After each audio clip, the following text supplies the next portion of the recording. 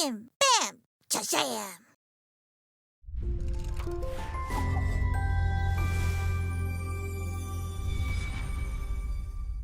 Hi guys, Scatlink here. Welcome to my modding showcasing sub-series, Hats Off to You, a series of which we try out community-created hats, costumes, functions, singular levels, full chapters, or time rifts created by the Hat in Time fan community via the Steam Workshop.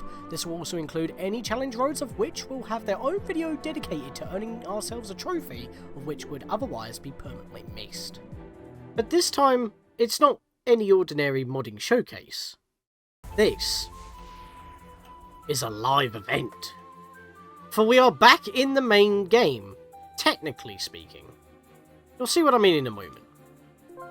So, the reason why I'm on my save files right now is because, as you know, as we left off, we just did the 41st challenge road. You can see how many modding rift tokens I have, it's kind of insane.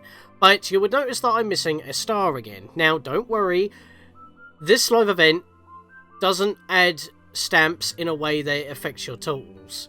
It didn't before as well. You still keep your 3 stars. However, listen to the music. I've noticed that even if you don't have 110% due to mods, it recognises that I have 114 stamps, which is what causes the music to change, and the game knows that I should have 110% without mods. Because if I go to my personal file, I have 3 additional stamps, which are not tied to the event, I must stress. But I'm back to 3 stars again, but notice that the music didn't change, unless I go to this file, for example. Just thought I'd point that out, before we hop in. We're not going on a summer holiday. Instead, we have brought it to us. Aha! Look at the ship! It's the 2023 Summer Advent, which lasts for the 29th of June to, well, reportedly the 13th of July 2023, but it seems to be also the end of July 2023. I don't know what it is. I'm recording this on the 5th, and I've already done this on my personal file. But I have some good news, everyone! First of all, I want to quickly mention that the Big Picture mode on PC is now equivalent to the Steam Deck's Big Picture mode / gaming mode. It's practically exactly the same. So navigating is completely different to me now. I just want to get to my inventory. I think I need to go home. Then I need to go to my profile pic, which I'm going to blur out. And click View Profile. I should be able to access my inventory here. Whenever it's ready. There we go. I have something to mention. There we are, that's a lot better. I had to change it for my Hat in Time, but sorry that was very messy. For some reason I just couldn't find my items even with the search option here. But yeah, notice that I have a couple of stuff here.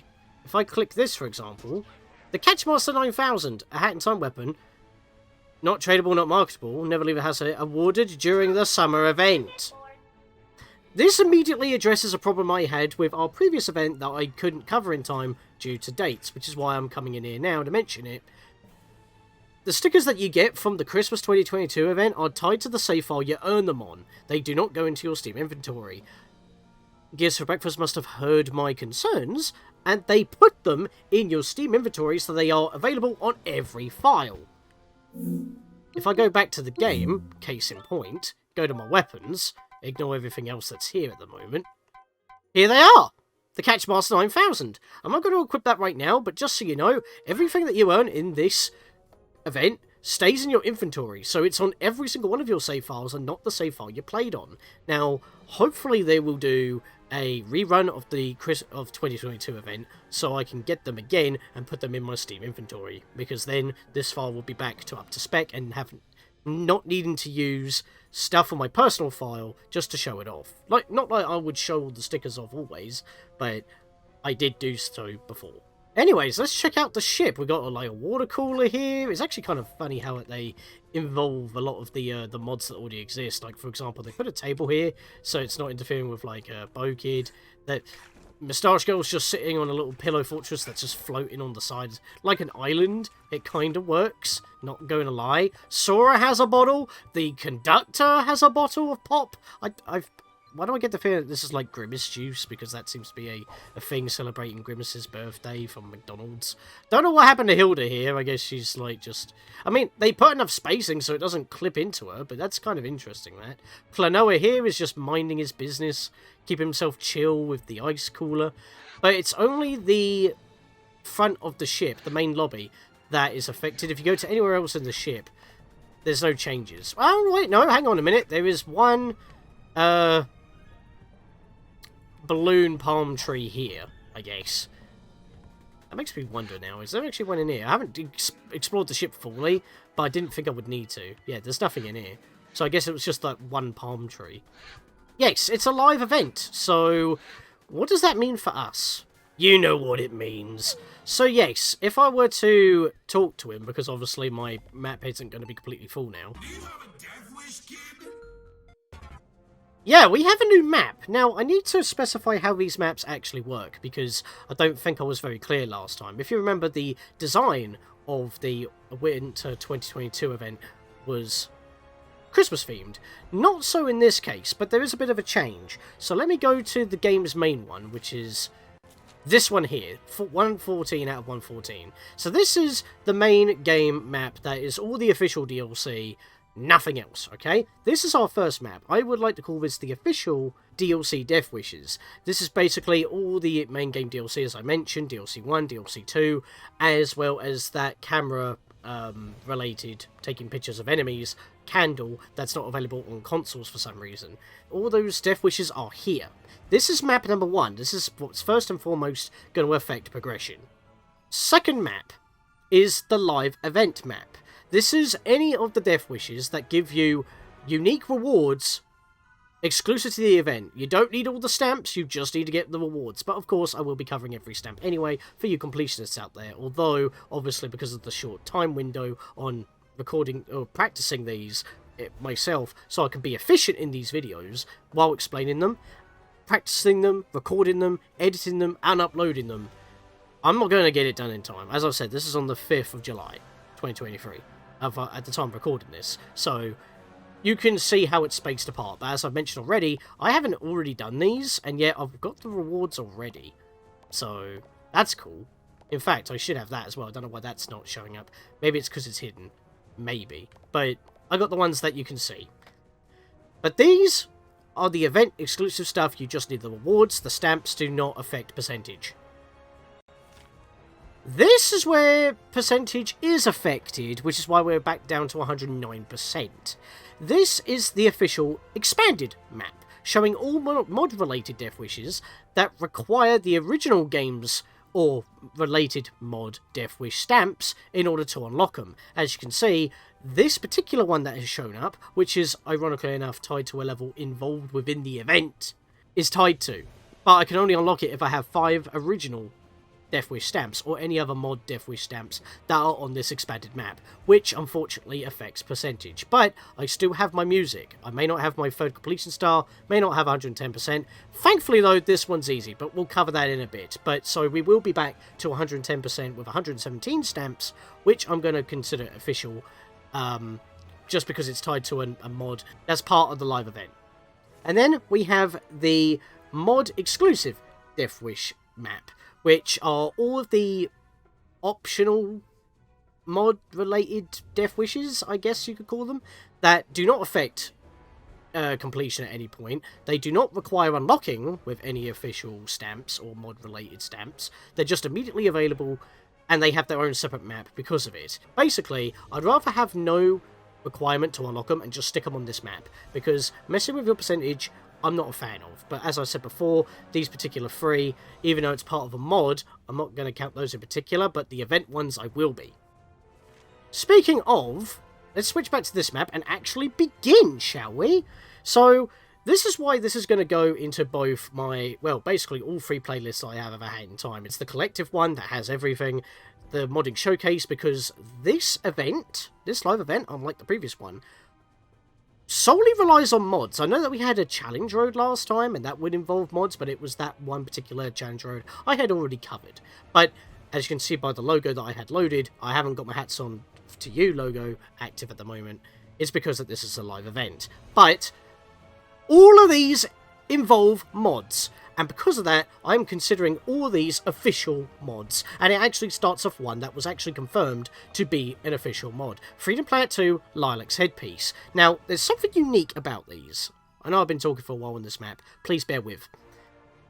What's unique about this particular live event, and this map in particular, is that even if you do not have mods active, like if I were to pause and go into settings, game settings, I'm not entirely too sure if they would bypass this particular option in the menu, but if I go back to the map here, which thankfully it defaults to, by clicking on these death wishes to activate them or enable them here, if you do not have the mod required, it'll give it to you until you close the game. Then you have to re-download them. As I said, the prizes go into your Steam inventory. They are not mods. So keep that in mind. Well, some of them are, but you get to keep those because they do automatically download. These levels, though, or other stuff, they temporarily download unless you subscribe to them yourself on the Steam Workshop, which I have done. And because Lilac's Headpiece has been an official mod confirmed since in the inception of the workshop for Hat in Time, I haven't actually used it much because it gives you a massive jump, which funnily enough we're going to have to use to travel 2 kilometers. We also need to use Cyclone Attack release 3 times, but which is going to be easy because we're going to need to be using it to travel, but we also need to kill 10 enemies, and I have the perfect level for that, which is actually kind of fitting for the thematics of Death Wish in general, which is, you know, ironic. But finally, because this live event is actually giving us reasons to use Lilac's Headpiece, I have told myself that I will now be using Lilac's Headpiece as an official item that I can use to travel easier. And funnily enough, there is a token in one of these upcoming levels, that is a mod-based level, that a token is incredibly precise to get, and considering you need to do this in order to do anything else in the live event, I'd consider this required. So, let's activate this. Let's get into our inventory and equip it real quick. I'm going to take off no bonk for now, because you can't use it in conjunction if you do use it. That'll do. And I am going to be clipping around, just, you know, for efficiency and stuff, just like before. But this is going to be multiple parts long, I'm not even kidding. So I'm going to head over to the subcon well. I should have probably clicked Queen Vanessa, actually, but that's fine. Because we're going to go to those 3 spiders hanging around near the poisonous well. Also, sorry for the frame rate drops in the hub. I'm not too sure how to fix that. But yeah, we're in this level, so all I'm going to do is just jump and, yeah, do this. In fact, pairing it with the... Oh, I've actually got some of the stuff. Hang on a second. That'll do. Right, that's a lot better now. So now we can do this in order to get ourselves distance. I guess it's okay that I didn't start exactly where I should have been, because we still need to cover distance. So by doing this, we can jump around, and we just keep killing these 2 over and over, because the third one can be a little bit finicky, and he can hit you. The first 2 are easy to hit with Cyclone, I say, and immediately get hit. Rude. Show me up. I don't think they counted. Yeah, you have to kill with Cyclone. Well, as long as you got the effect going off when you hit them. Oh, okay, that was weird. I could not move for a second. It wasn't even there, so that wasn't a factoid. I'm about to die. That is fine. I'm stuck again. Okay, that was interesting. He spawned right when I hit him. Like that. Well, at least we didn't die from doing that. That would have been embarrassing. So now we just continuously jump around until we hit the limit. We're already halfway there. I'm just going to head over to Vanessa's over here. And that will do, which is kind of fitting, actually, because we will be actually seeing Vanessa in a bit. There we go, done it. Haha! Freedom Player 2 Lilac's Headpiece is now done, and if you haven't already accepted the reward, make sure you have an active internet connection, and even though it may be a bit buggy still, it will eventually give it to you. If, for whatever reason, the game is not giving you the reward, and it says, please connect to Steam, although you're already connected to the internet, you are connected to Steam because you're in Online Party, and Online Party can't function without Steam. Sometimes it just won't give you the item in your inventory. The only way to fix that is that once you've beaten the Death Wish, is to close down the game, reboot it, and then immediately accept the prize, and then you will get it in your Steam inventory. It's a little bit weird, I don't know why that's the fix, but if you're having trouble accepting the prize, that's how you get it. Other than that, we have 2 new candles that we can't access right now because we need at least 1 more stamp for one of them. So, we're just going to move on to the next candle. Hot Pursuit! I'm going to tell you right now, The bonuses is to experience 5 Shadow Puppet / Vanessa wins and 5 Snatcher / Kiddo wins. Just experience them. You don't have to be on the same team as the winning team. You just got to get 5 of each win. Which is exactly the same as the previous Winter 2022 events, Cold as Ice. It's literally the exact same thing, copy and pasted. And I do not need to show this off, except for maybe one match, so you can see me actually unlocking them here. I'm going to be going this off screen. We've seen this many times before. However, I will be loading in and playing at least one match, because once we get one stamp, which is just playing a single round, we'll be leaving Vanessa's Curse to go back in to the Death Wish map for the live event, so we can unlock that 4-stamp candle. We're here, kid. Try not to get lost. This place is big and haunted. Vanessa will show up any moment now, so I'd be careful if I were you. I'd like to take this moment to say that, while playing this one round, that I'll probably be just showing a couple of clips here and there, because we've seen enough Vanessa's Curse already, because it is same old, same old.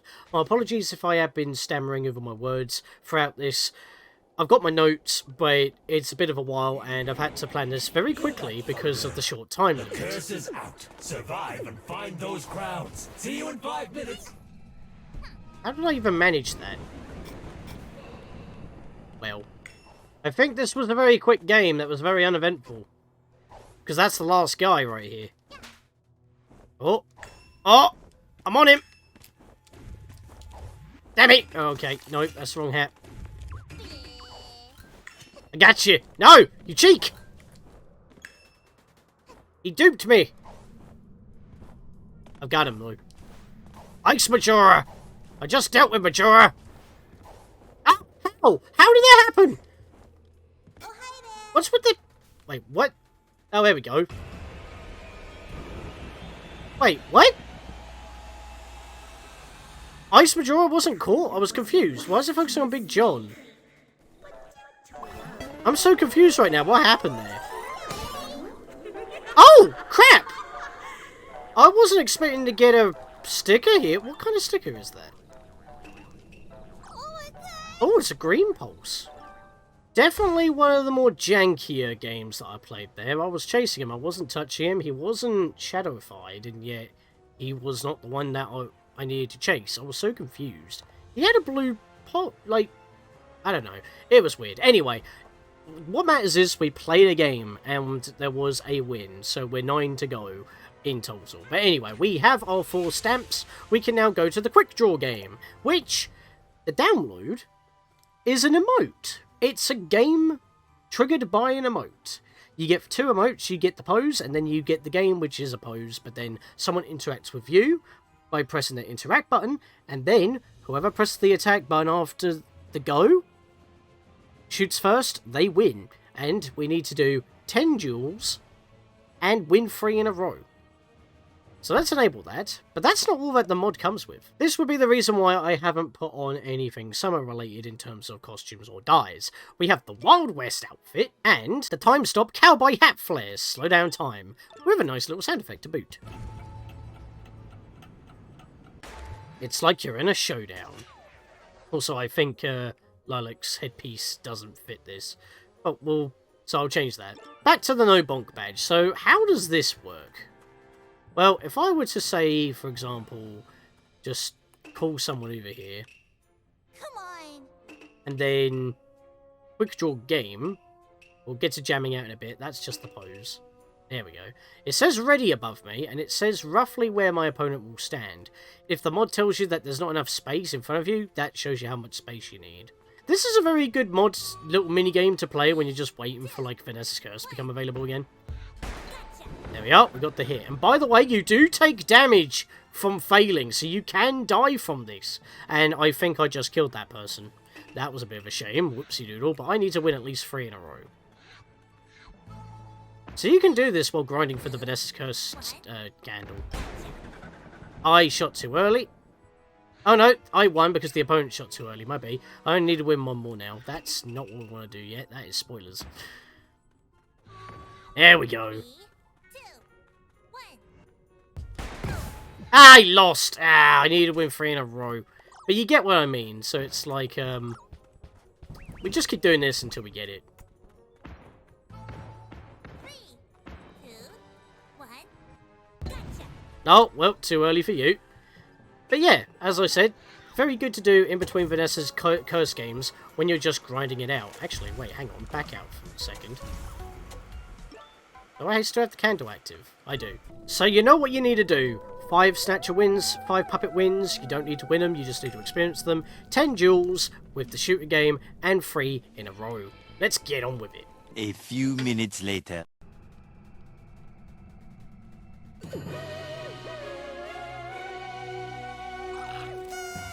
Snatcher takes home the trophy. Great work, kiddo. That'll show her and her cursed puppets. That actually count. Perhaps I will toss you in the furnace. Does that actually count? Watch you dance in the flames. 1 hour later. Smack. And there we are. We have even more levels now, but that one requires a lot. The quick draw game, we don't get any reward, but as with the hot pursuit, we have our little floaty toy, the pool noodle. Perfect for being in the water. And with that, we're going to be leaving off for another episode, because we're going to be actually moving on to some mod levels next time, and it's a big one. And we can do a lot more stuff as we are playing it. So, we're going to be moving to the bottom half of the map, and I'll see you guys next time. We've only just begun.